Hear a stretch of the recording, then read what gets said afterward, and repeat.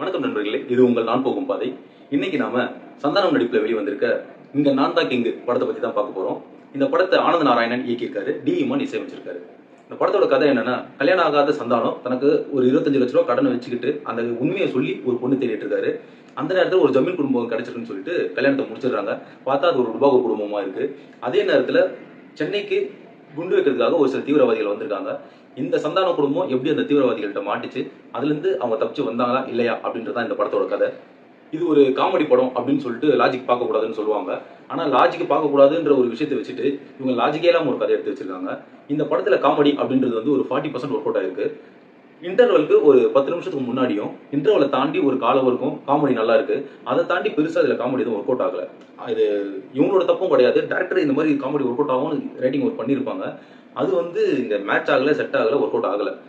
என்னதான் அவங்க கஷ்டப்பட்டு இருந்தாலும் ரசிக்கும் போது நமக்கு சிரிப்பை வர வைக்கிற அந்த ஒரு காட்சிகளாவே இல்லை.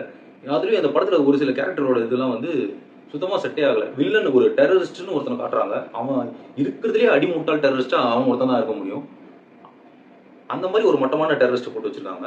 இதுல சம்பந்தமே இல்லாத கேரக்டர் ஹீரோயின் எதுக்கு உள்ள ஒரு கல்யாணம் அப்படின்னு ஒரு விஷயத்தை காட்டுறதுக்காக ஹீரோயினை கூப்பிட்டு வந்திருக்காங்க. அவங்க ஒரு காமெடி ரோல் கொடுத்துருக்கலாம், இல்ல வேற எதனா சீரியஸ் எதனா ஒன்று பண்ணிருக்கலாம். அவங்க ப்ராஸ்டியூட் கேரக்டர்ல ஒரு 2 பொண்ணுங்க வருவாங்க. அவங்க ஸ்கோர் பண்ண அளவு கூட ஹீரோயின் ஸ்கோர் பண்ணல அப்படின்றதான் உண்மை. காமெடின்னு சொல்லிட்டு படத்துல சுத்தமா காமெடி எல்லாம் வாங்கி விட்டாங்க.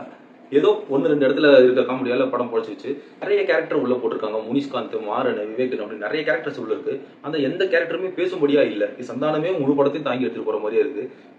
தில்லுக்கு துட்டு படத்துல பாத்தீங்கன்னா ஒரு கேரக்டருக்கும் ஒரு காமெடி சீக்வன்ஸ் எல்லாம் கொடுத்துருப்பாங்க. அதனால நல்லா ஒர்க் அவுட் ஆயிருக்கும். எப்பெல்லாம் சந்தானத்தை மட்டுமே மையமா வச்சு ஒரு சில கதைகள் நகருதோ அந்த படம் பெருசா வியாபாரமும் ஆக மாட்டுது, ரசிக்க முடியாம இருக்க மாட்டுது. அந்த வகையில இந்த படமும் அந்த லிஸ்ட்ல தான் சேர்ந்திருக்கு. முழுக்க எல்லா காமெடி பொருட்கள்ல இருந்து எல்லாத்தையுமே வந்து சந்தானமே தாங்கிட்டு இருக்காரு.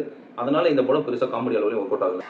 டி இமான் இந்த படத்துக்கு சாங் பண்ணியிருக்காரு. இப்போ இந்த படத்துல இருக்க சாங்ஸ் எல்லாம் கேட்டா ரஜினி, முருகன், அண்ணாத்த படம், அந்த மாதிரி அவர் என்னென்ன படம்லாம் மியூசிக் போட்டிருக்காரு அந்த படம் தான் ரிப்பீட் ஆகிற மாதிரி ஒரு இது இருக்கு. இது புதுசா பாட்டு கேட்ட மாதிரி இல்லை, எங்கேயோ கேட்ட பாட்டு திருப்பி கேட்ட மாதிரி தான் இருந்தது. ஓவராலா இந்த படம் எப்படி இருக்குன்னா, அவங்க ஒரு விஷயம் நினைச்சிருக்காரு டேரக்டர், ஆனா அதை சரியா அவரால் பண்ண முடியல. இன்னும் கொஞ்சம் நல்லா பண்ணியிருக்கணும்னு தோணுது.